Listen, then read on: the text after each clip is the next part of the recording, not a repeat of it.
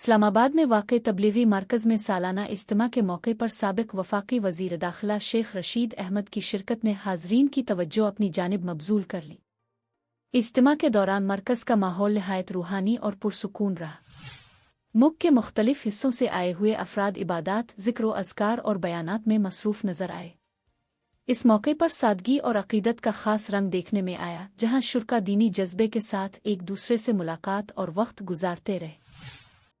जब शेख रशीद अहमद इज्तिमा में पहुंचे तो वहां मौजूद अफराद की बड़ी तादाद उनके गिर्द जमा हो गई। लोगों ने उनसे मुलाकात की, मुसाफहा किया और अपनी अक़ीदत का इजहार किया।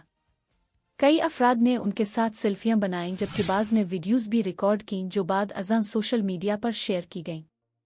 शुरका का कहना था कि ऐसी शख्सियात की आमद से इज्तिमा की रौनक में इजाफा होता है। मजमूई तौर पर यह इज्तिमा मजहबी जोश व जज्बे और बाहमी उख़ुवत की एक खूबसूरत मिसाल पेश करता रहा।